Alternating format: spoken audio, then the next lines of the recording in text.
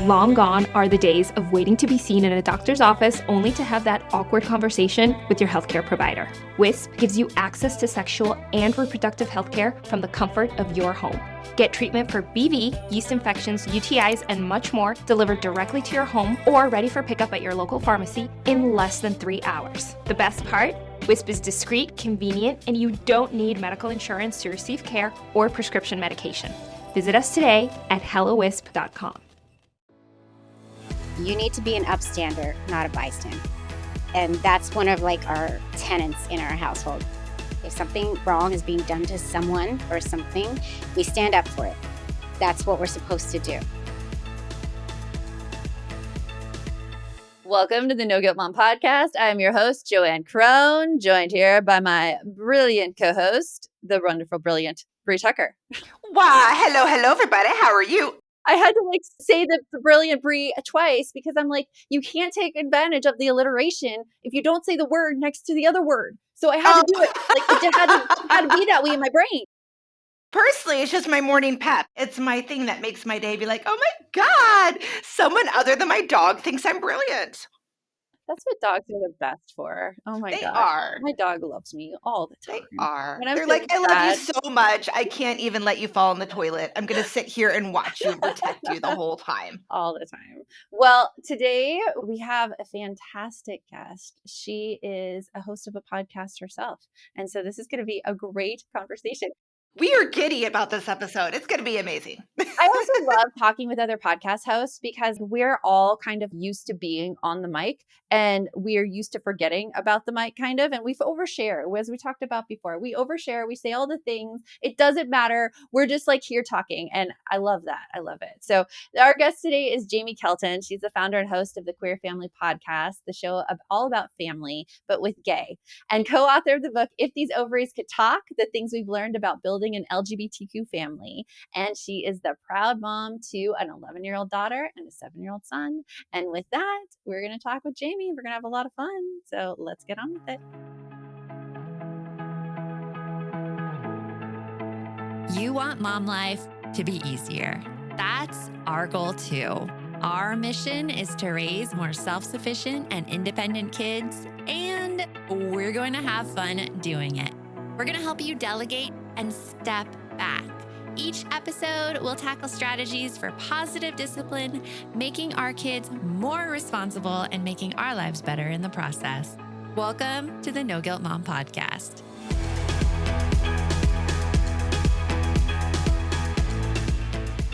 Okay, Jaimie, welcome to the podcast. And as I said when I met you this morning, I've been stalking you for the entire morning. So I feel like I know you already. And one of the things I was stalking you about is you're a voiceover actor as well. Yeah. Wow. You went deep. You went deep. It's a pleasure to be here. I just want to say that. Thank you for having me. And y'all are really buttoned up doing that intro on the fly. I do my intros after, later. It's because we're lazy. We don't want to edit them. We used to, and I was like, oh, that's so much work. Can we just put it together? No, good for you, because you got it ready to go. You got it all written down. It's amazing. I don't even write it down. And then my poor editor hates me because I'm like, oh, sorry, Jerson. Wait. Take that out. In real time. It's terrible. You'll hear us talk to our editor during this show as well. Shout out to Michael. We love you, dude. Shout out to Michael. Michael, you rock. We'll take things out all the time. Yeah, but I found you're a voiceover actor. You voiced Little Bo Peep in a show called Happy. Yeah. How did you get into voiceover acting? Well, I started out way back when, before children, in musical theater. So I was a professional musical theater actress, did a lot of tours and things.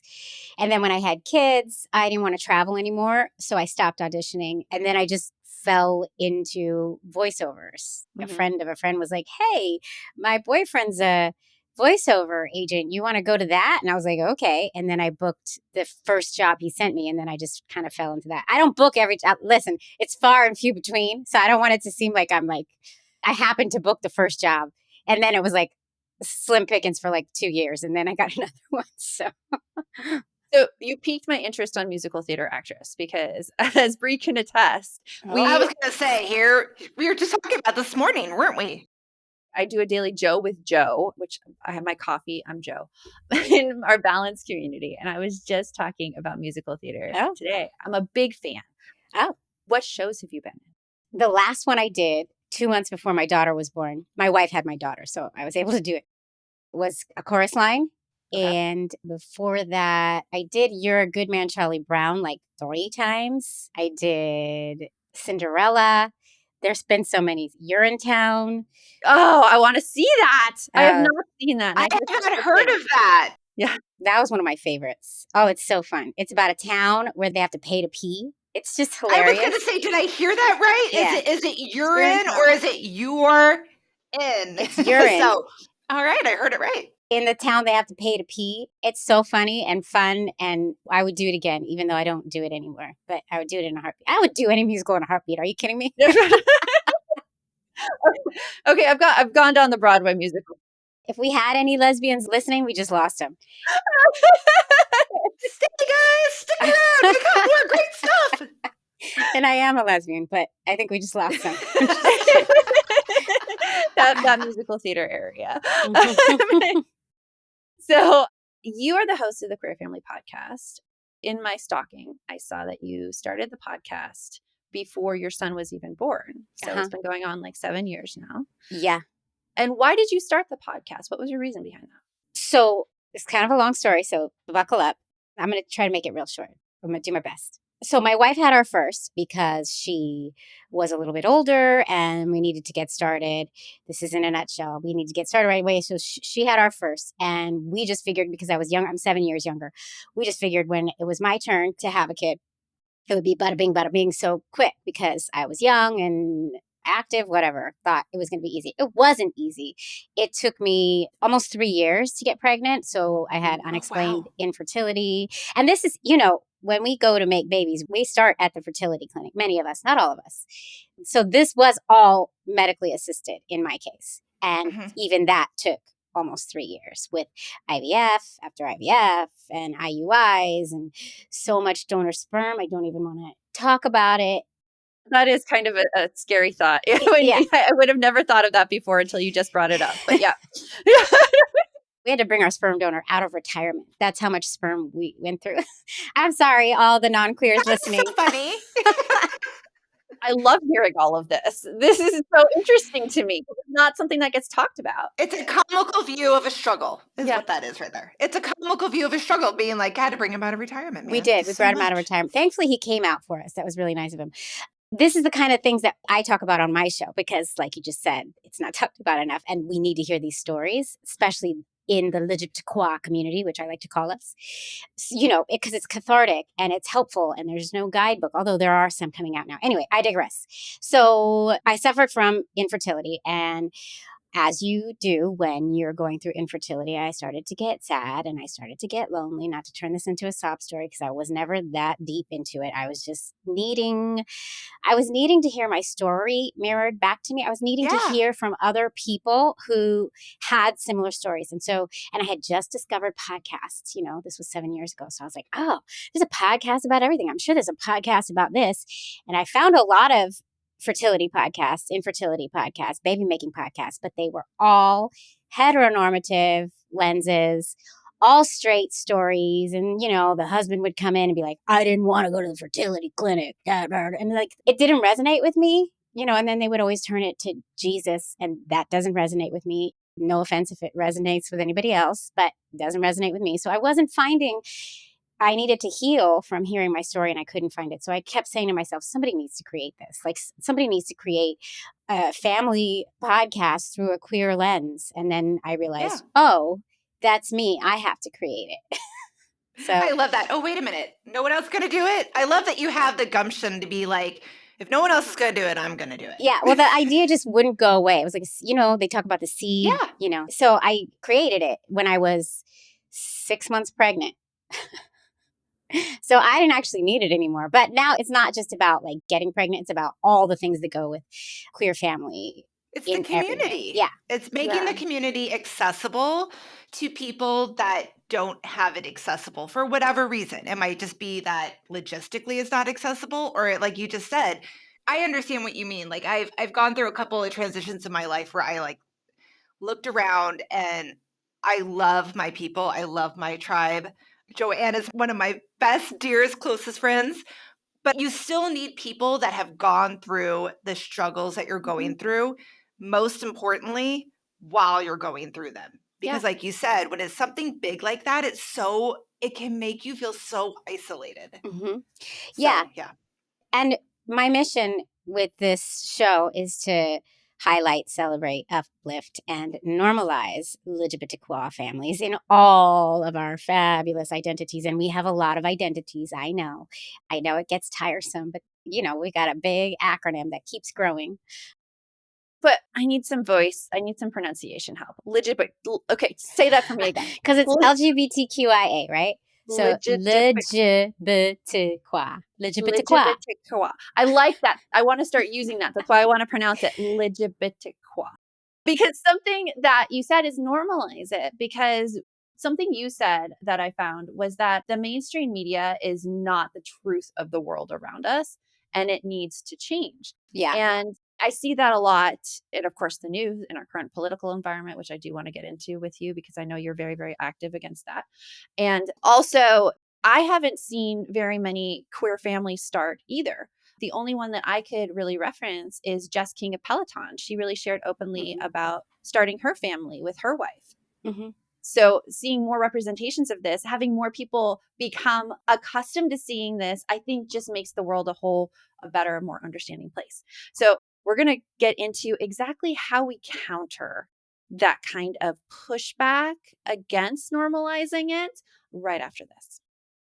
We've been talking about Lumen for a few months now, and you know how much we love it. But let's dive into the why it's so important. Did you know that when your metabolism is working properly, you feel the benefits in literally every aspect of your life? Oh my gosh, absolutely. And that's where Lumen comes in. It's truly a valuable tool for creating a healthy metabolism. And it is so cool. If you've never heard of Lumen, it's the world's first handheld metabolic coach. It's this little device you breathe into, and it measures your metabolism through your breath. You breathe into it first thing in the morning, and it tells you what your metabolism is doing, whether or not you've been burning carbs or fat. And on the app, it gives you tailored guidance to help you improve your nutrition, workouts, sleep, and even stress management, which I so need help in. It is so powerful when you understand what your body needs in real time. When I came home one day feeling icky after Pilates, I breathed into my Lumen and I found that I had to eat something. The warmer months are coming. Spring back into your health and fitness. Go to lumen.me/guilt to get 10% off your Lumen. That is lumen.me/guilt for 10% off your purchase. Thank you, Lumen, for sponsoring this episode.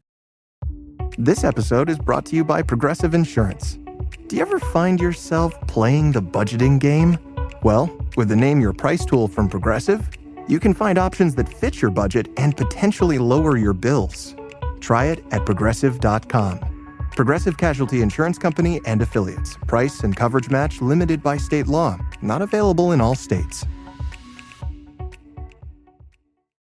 Look around. You can find cars like these on AutoTrader. Like that car riding your tail. Or if you're tailgating right now, all those cars doubling as kitchens and living rooms are on AutoTrader too. Are you working out and listening to this ad at the same time? Well, multitasking pro, cars like the ones in the gym parking lot are for sale on AutoTrader. New cars, used cars, electric cars, maybe even flying cars. Okay, no flying cars, but as soon as they get invented, they'll be on AutoTrader. Just you wait. AutoTrader. So you mentioned, Jaimie, about starting the Queer Family Podcast to kind of normalize this representation of families and what families look like and what love looks like. And on your Instagram, which I will totally admit to stalking you all day long on this because I found it fascinating, especially the school board discussion that you posted. Yeah. So for those of people who haven't seen it, and for Bree, tell us what happened at that school board meeting that you posted. Okay, so first I just want to say, because you said something before the break about, how there isn't enough representation, and there isn't across the board, but you can find it on social media. It's all over social media. So all you have to do is search out the accounts. And that's one way to be an ally, is to follow and support queer accounts like mine. And like my Instagram feed, it's just all queer stuff, and then I have my private one, which is like inspirational quotes and shit, just to get me through the day. But And So then you dance. And I really appreciate your dancing. You're an amazing dancer. Thank you. Appreciate that. I got to throw some dancing in. You're supposed to use all your talents. That's what they say. So I got to throw it in somehow. Okay, so the school board thing. All right, I live in New York City. My kids go to school in Chelsea, which is the heart of the modern day LGBTQIA civil rights movement, right? And our district houses not only Chelsea, but Greenwich Village, which is also a huge part of the LGBTQIA civil rights movement, and Hell's Kitchen, which is same. And actually, over a year ago, our CEC board of District 2, which is a huge district. And what does CEC stand for? CEC is Community Education Council. So it is elected parents from District 2. Okay. Everybody has a CEC. Every school has a CEC board or whatever they call it. Nobody pays attention because you just assume that the parents are representing the community, and they don't actually have any real power. They can't make decisions. All they can do is recommend that the DOE change this or do that, right? So they don't have real power. But what they say has power, and the words they use has power, and the propositions they put forward have extreme power and say a lot. And so recently, or over a year ago, they brought a new resolution up and voted on it that would ask the NYC DOE to rethink their inclusive sports policies. So basically, they don't want trans girls playing sports. Oh my God. Mm-hmm. They worded it with, we just want to start a conversation about trans children in sports. No, the conversation's done. They made the decision. We're inclusive. Everybody deserves a right to all the things that everybody has a right to, right? So anyway, so the DOE, more than half voted yes to open up the conversation and ask the DOE to do this. And then the DOE promptly shot that down and were like, hell no, that's not happening. So then the next month, those on the board who are more equity-minded brought up a resolution saying, please rescind resolution, whatever it was, 278. We would like you to rescind it. Take it off the record. It is harmful to the trans community. It is harmful to trans children. You are saying they are less than, and it is harmful to the LGBTQIA community, blah, blah, blah. They refuse to rescind it. Every month since then, that part of the CEC board has brought a new resolution to rescind it up. And every single month, they shoot it down. The trans community has gotten word of this. They show up every month now. It's a huge protest. It's a whole thing. They bring cupcakes. There's people knitting in the audience. It's a little crazy. Oh my God. That sounds so much fun. Queer and knitting just go hand in hand. I don't know what it is. Really? Okay. Yeah. And my wife and I have been attending the CEC meetings since before this, because there are things that we caught wind that there are things that this CEC board was voting on that we don't agree with, that is low-key segregation and veiled language and all kinds of stuff, which was alarming to us. So we had started to attend the meetings even before this happened. And then when this happened, more and more people caught wind of it. And now celebrities show up. Che from And Just Like That. Oh, really? Has been there. Alana Glazer. Sarah Martinez. Yeah. I remember them from Grey's Anatomy. And I never watched that. But I was like, oh my gosh. Yes. I stood next to Alana Glazer at one of the meetings, and she was like, hey, I'm so pissed off. I was like, yeah, me too, Alana. Nice to meet you. Yeah. I was like, yeah, Alana, you're Alana. I know who you are. But and a lot of names have shown up and in protest of this, and they just keep voting the wrong. Do they say disgusting. Why they won't remove it? Their whole argument was, we just want to start a conversation. It's just, what's harmful about a conversation? That's what they're standing on. Yeah. So that's an interesting question, though, because I know that is the rhetoric that a lot of people stand against. We just want a conversation. And have you seen anything that's a good counter to that argument? We just want a conversation. The conversation's been had. Do you want to open up a conversation to if concentration camps are a good idea? Absolutely not. The conversation's been had. This is done. Right. Do you want to start up a conversation about segregating schools? No, you don't. It's done. Something that is harmful to other human beings is not okay, at least not in my world. No, you're totally right. You're totally right. Sorry, I just got loud there. But I love that. Please bring the fire, Jaimie. I get very heated. And now I've lost parent friends at my kids' school because I've been so vocal. One of the guys who keeps voting the wrong way on the board is actually in our school on our PTA. And he has a lot of the parents in our school just in the palm of his hand, and they believe everything he says, even though he lies. Like it's crazy. It's rough. And it's hard. Like, it's rough when you have that personal connection. So, like, my nephew is trans. Mine too. Hey. Okay. Yeah. So I grew up in the Midwest. We were talking before, and like our audience knows, I grew up in Missouri, went to college in rural Missouri. I was in a sorority, way to go Alpha Gamma Deltas. I love all my sisters. However, yeah. on social media, it's come out really strongly in the last few years about there being a lot of my people that I've considered like close friends, sorority sisters, are very against the whole transgenders in general.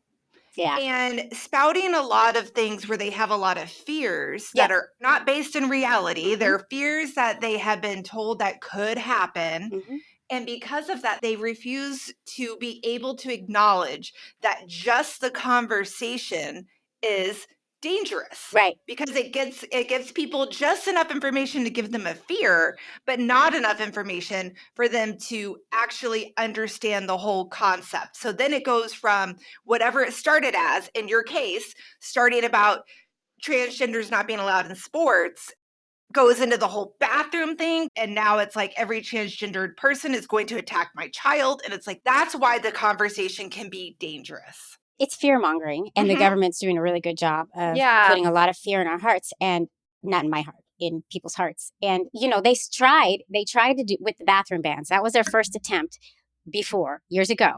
They tried with the bathroom bans. It didn't work. This is their new scapegoat. This is their new way to get at first the trans community and then broaden that to the LGBTQIA, because they still want to, there are so many of them who still want to take away gay marriage, right? So this is just their way in to then start fear-mongering about the rest. It doesn't stop there. Yeah. It doesn't. You bring up the bathroom bans. It's so interesting. Like, I traveled to New York. I go there a lot. And I want to point out something that I saw last time I was there, and we'll do it right after this. Catherine Edwards is our go-to for calm, smart takes on the economy. She joined us on a recent episode of the Her Money podcast to remind us that if we end up going into a recession, or if we're already in one right now, and that might be possible, that, your investments might dip, but they always bounce back.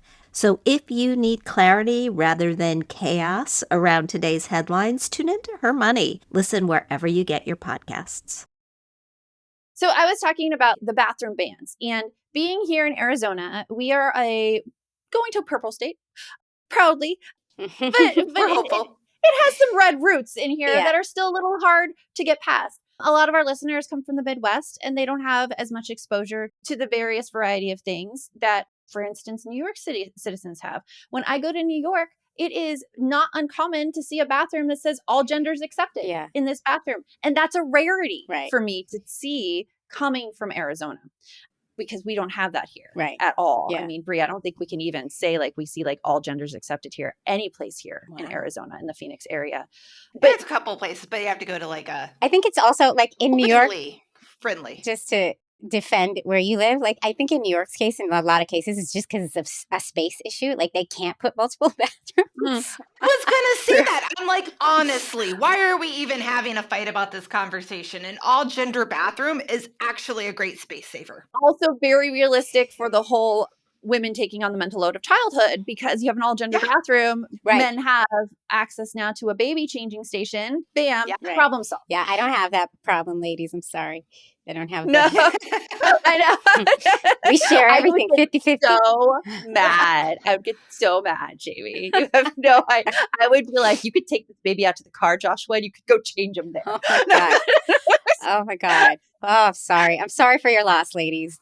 It's so much better over here. I see a lot, and I'm like, oh, it would be a lot. My husband is very progressive, so I do not run into the same issues that I hear a lot of our no-go mom community run into. He's the one who we're talking about mental load. He's talking about his mental load, my mental load, Yeah. figuring out, all of those things.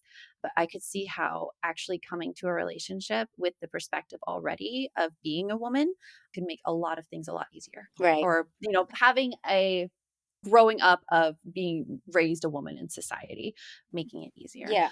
So as a parent, 11-year-old, 7-year-old, you are teaching them how to be visible, be accepting, but there's all of this hate and backlash around it. Like, how do you deal with that as a parent? I guess we have a lot of books. I'm loud. They know what our political views are. We talk about it openly all the time. So they hear these conversations all the time so that they hear. My 7-year-old, I don't know, we're not giving him too much information, but he hears it constantly. And my daughter is a Yeah. little more aware of what's happening, and she actually knows the people at the school. And so it's a little more personal for her and she understands it. But I tell them all the time, you need to be an upstander, not a bystander, right? And that's one of like our tenets in our household. Like, no, we're upstanders in this house. We're not bystanders. If something wrong is being done to someone or something, we stand up for it. That's what we're supposed to do. And that's how I'm raising my kids. I can't say I do much more except be really visible with my my standing up for things and vocal about it, and hope that it's getting oozed into them in some way. But my daughter has done some pretty cool things as a kid, just standing up for what she believes in. So that makes me proud. So I feel like it's working a little. We have books, pride books about same-sex families. We have a bunch of them. And I think those help my kids understand empathy, and Yeah. just being queer makes you an upstander. You have to. You see what it feels like to be the one who's being pushed down, and it doesn't feel good. So then you go out into the world, and when you see it happening to other people, no matter who they are, you're more inclined to stand up for them. Yeah. It's about being accepting and feeling like everybody deserves to have the same basic rights. It's not that hard of a concept. Not being quiet either, because you have to think about all of these issues right now. How many people disagree with them? Oh, And yeah. how much of a ruckus that we could create if we were all noisy about them and we stood up for them and Right. we said what's on our mind. Yeah. I think to be a true ally in every respect, I'm not just saying like an ally to the LGBTQIA community, but allies to immigrants whose rights are getting taken away, allies to whoever, right? Across the board, I think to be a true ally, you have to speak up, especially right now. If you're silent, your silence isn't helping. Your silence isn't helping Right. anything. Silence is not the answer right now. Right now, we need to stand up and speak up for all of the marginalized, because they're coming after all of the marginalized. Well, and I would even say, reflecting back to the earlier conversation we were having with your school board, and there being the point of what's wrong with having a conversation. And I think that I also bring this back to a really great interview we had recently with Elena Joy on the podcast. I feel like a one-on-one conversation is fine, because it's all about, Elena talked about like the lived experience, right? And it helps you understand where people are coming from with their mindset, where their opinions are, and then you can help share yours. But that's a conversation. When something is this emotional, it is hard to have a productive conversation in a large group setting. Also, you need to have a conversation with people who have the lived experience. You can't put this on a school board that has no single trans individual in it. How are you going to have a conversation? What are you talking about? Yeah. Right? So have conversations with the people who have lived experience, and then also realize that it's really taxing on them. Right? So sometimes you got to go do your own freaking research and go look at things written by trans individuals or whoever the group we're talking about is, right? Yeah. You can do research. The internet is full of wonder for resources. So if you want to find facts about transgender girls in sports, it's really easy to find it. And you can even filter it and be like, only give me statistics that were created by folks in the trans community. And you can find that, right? But you need to go and hear from actual trans individuals if you want to start a conversation. Like, start with them, right? Absolutely. Yeah. it's just like so backwards. And like all the people who are pushing back against these trans girls playing sports in the name of protecting girls, first of all, it's ridiculous. But have they ever met a trans little girl? I don't think so. No, they have. I mean, like I've had conversations with people who are against like trans people in bathrooms, and I'm like, have you ever met? Have you ever met it? Yeah, and maybe you have, and you just didn't know it. Exactly. Bam. That's a big one right there. And this whole thing is based on the assumption that trans girls are boys. They are not. They are girls. Mm-hmm. Yep, absolutely. So get that right. There's so much that people can learn. There is so much people can learn. And I think like that's part of the very frustrating thing about this entire situation, because it's like people in power have closed their minds off to any new information. And now they're going to go make laws to reject everyone who is not like them and they don't understand. Mm-hmm. I do feel like in our current political climate here in the United States that there is a lot of people that are in the power to make decisions and to make these laws and to make new resolutions that their lived experience is secondhand stories that are secondhand stories on top of that. Right. Mm-hmm. And they're not, right? Like they never have sat down and actually had a conversation like you just said. It might be like, oh, well, I knew somebody who had this experience and this is why it's bad. A volleyball spiked her in the head and she got a concussion because a trans girl hit the ball. Right? That's the one story everybody says. Which is ridiculous because that can happen in any game. Exactly. That can happen in any game. And this, all of this whole argument that they pose is all based on the fact that in their minds, trans girls are actually boys, right? So that's their first wrong.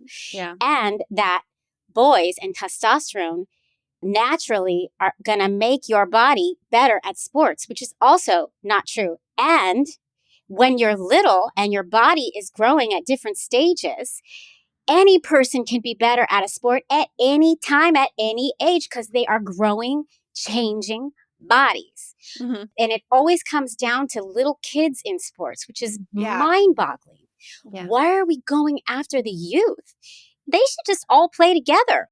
Why do we even separate them by gender anyway? I don't even understand that. Yeah. You know, they're little. Their bodies are changing. And when we go on the assumption that testosterone is better, then you get all this crazy fear-mongering and crazy rhetoric that, you know, we got to protect our girls because they can't handle playing sports with someone with testosterone running through their bodies. Like, are you kidding me? Yeah, which is just feeding into the whole victim mentality anyways. Yeah, it's just all based on these crazy ideas. I feel like we're losing your whole audience because I'll keep going. No, we will. No, we're not. We're not. They like us feisty. They Not do. at all. They do. But as we're nearing the end, what can we do about it? What is one thing that, Jaimie, you've seen that you want people to do to change this narrative, to change this environment? Like one thing. Speak up. You know, like I've been to DEIA meetings and talking about just like white supremacy and being an ally to my Black and brown community. And the one thing that really stuck with me in one of the meetings was even in the tiny little normal conversations, even when it's a thing that your friend said who thought they were in safe company and they could say that one little word to you or that thing that is slightly racist and you let slide because you're both white, right? No, it's our job actually as allies to call it out, as uncomfortable as it is, because if they had said that to somebody who was Black or brown, that person would feel horrible. That's true. That's absolutely true. So it's our job as allies to call those people out who may not even realize what they're saying is not okay. As a microaggression. Exactly, kind of right? situation. Yeah. So I think speaking up and what you mentioned, it's just a really tiny bit of courage that could feel really scary in the it's moment. so scary. But that is something that you can do. You don't have to go and create a big speech. You don't have to go and like rally the legislature, although all those things are good. The only thing you need to do is when you hear it, speak up about it, start there, and then you might find you can grow and speak more from there. Because I think that's the scariest thing, confronting our friends and acquaintances that we see on a day-to-day basis about those little microaggressions.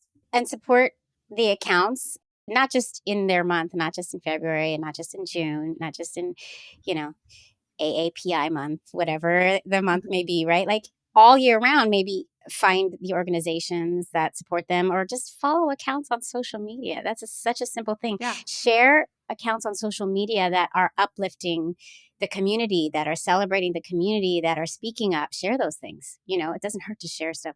I had a friend during Black Lives Matter when all the stuff was really hitting the fan. And my friend Allison, shout out to Allison, she's Black, and she put a post up and said, all my friends who tell me you're my allies, and I haven't seen a single post from you about this, shame on you. And I remember being like, oh, please, whatever. I'm an ally, da, da, da, da. And then I realized, no. Yes, shame on me. Mhm. Because otherwise it's in a void. It's silent. And there's a whole population of people who are staying silent, who actually are on the right side, but we're not speaking up. And so the other side gets to take over because they're the ones in power. That's true. That gives me like a different perspective on it, because Brie and I were talking before this episode started about how Moms for Liberty, they're so well organized. And it's like the conservative parties. Oh, and we have Moms for Liberty affiliated people on our board. That's the people who brought this resolution. Anyway, go ahead. Yeah. Sorry. They're so well organized. They are so vocal. And all the rest of us are staying silent because we don't want to, quote unquote, offend anyone. But just ridiculous. I mean, it's just ridiculous saying it out loud. I mean, I'm guilty of it for sure. I've hesitated posting stuff. Yeah. Yeah, no, I am too. I work to be a better ally to those that need allies, right? Yeah. And so I think that's the only advice I could give is just try. And even if you get like one a month, Yeah. good job. You're exercising that muscle. And the more you do it, the easier it gets. Yeah. I'm going to take a challenge and I'm going to post something today, Jaimie. Okay. To be an ally. And then also, like, as a parent, talk to your kids about different families. Yeah. Talk to your kids. Have books in your library that have families that look different than theirs. Yeah. And they can hear stuff. Kids are really resilient and they can hear how two moms make a family. Like, it's not that deep. You just go into the science of it. Like, it's not that deep. It's not that crazy for a child to hear about sperm and eggs. My kid can tell you all about how babies are made because we have to talk about it. Yeah. So if we have to talk about it, I feel like other parents should talk about it too. Exactly. They should. And I think my kids are smarter for it, So it hasn't harmed them knowing their moms love each other and put a lot of intention behind creating them and creating this family, and that they know that we had to use a donor and his sperm to be put into mommy's and mama's eggs, and then they were formed from that. Like, it doesn't hurt them to know that. No. Yeah. What, Jaimie, do you have exciting coming up in your life right now?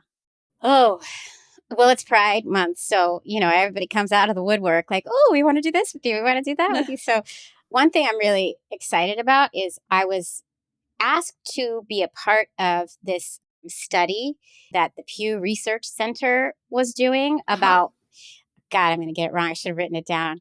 About living as an LGBTQIA plus person in today's world. Mhm. And so they had interviewed me about it. And then they just released the study. It's a really long study about what the state of the world is for us LGBTQIA folks. And I'm one of the people that's listed as one of the resources. And now they've asked me to speak on their panel that they have coming up on June 26th, I think, in Washington, D.C. So I'm going to Awesome. Yeah, Exciting. it's exciting. So I'm going to be speaking on a panel. Listen, I tell everybody on the show, I am not an expert on anything. And most of the time, I don't know the facts. Like, I can't even tell you the name of the study, right? So I'm You're like, "I'm not sure what okay. study I'm in, but I know I'm in a study." I think like you're more of an expert that you admit it than most people do not admit it. I can't tell you, which way is up in any given moment, but I'll be speaking on a panel with a bunch of other experts. I'm doing quote unquote. And then they've asked me to do a couple of like live tapings of the podcast. So that'll be fun, like in a studio with some of the That'll be panelists. So Wow. yeah. So that's going to be really fun. So if you're in DC, check it out. I don't know what it's called, but it's the Pew Research Center. Yeah, I'm sure you can find it on Google. Pew Research, Washington, D.C., June. Got it. I will look it up and I will have a link in the show notes to some way, shape, or form of it. In Yeah. addition to your amazing podcast. Oh, thank you. Yeah. And everybody go listen to my podcast. It's there. And in Pride, we do what I call the Pride Extravaganza. You have to sing it. I released double the episodes. Yeah, exactly. We released double the episodes the entire month of June. So instead of just an episode on Monday, you get an episode on Monday and on Thursday throughout the entire. I don't know why I do this to myself. I don't have the time for this. We don't know why we do 2 episodes a week to ourselves either. We I don't don't know how you do it. I'm already like, it's only 1 week in and I'm dying here. Oh, well, I mean, like, and sometimes because of the joys of life, right? Our episodes will be recorded on Friday and then go live on Tuesday. That is stress, people. That's a lot of stress. Or like It after is. this interview, Jaimie, we're batching 3 episodes and I'm like, kill me now. Like, Oh, God. Yeah, we're not the best at batching consistently. That's a Brie thing. That's a lot. That's hard, though. That's hard. Yeah. It's hard making this stuff, y'all. It is making- Give your podcaster that Some you love some love. check in on our Yes. podcaster. It's a lot of work. Doing well all the time. Oh, it's a lot of work. Well, But Jaimie, thank you so much for joining us. I've learned so much from this conversation and a few action good. items that I have. And of course, the wonderful I'm going to mess it up. I'm going to have to practice it. LGBTQIA. You just have to see the letters. LGBTQIA. There it is. Okay, that helps. The LGBTQIA. visualization. LGBTQIA. This is what I do. I don't know if other LGBTQIA folks would take offense. They haven't yet, but I don't know. It's just what I do. I saw a TikToker who did it, and I was like, "Oh, I like that. Fancy. I like it. I It's like so- it. Sounds French." Yeah, it's great. We will talk to you later. Yes, thank you. Okay, so no joke, we stayed on for a good 15 to 20 minutes later with Jaimie after we ended this episode. Yes. Oh my God. I wish that she lived closer than New York. I just feel like she would be our people. She is one of our good friends. We had so much more to talk about there. Yeah. But like this episode, I loved it. LGBTQIA. I'm going to have to really, really practice that. LGBTQIA. You guys say it real fast? No? Yeah. No, I don't think that's not how she said it. She said it so fancy. It sounded almost French. Well, it's the I qua don't know. at the end that gets it. LGBTQIA. I'll practice it, guys. I'll practice it. Something that we want to encourage you to do is to like broaden your perspective on this. If you don't see a lot of queer families around you or know the experience, go and listen to Jaimie's podcast, the Queer Family Podcast. Each week she has a different queer family on and they talk about their experience and you get that firsthand lived experience knowledge that she was talking about in our episode. So Yes. go and listen to that. And we have so many links for you in our show notes. So check those out. And until next time, remember, the best mom's a happy mom. Take care of you. We'll talk to you later. Thanks for stopping by. If you'd like to support the show further, you can share episodes with your loved ones, leave a positive review, or follow us on social media at No Guilt Mom. You could also show your love by visiting our amazing podcast sponsors. We have a link in the show notes.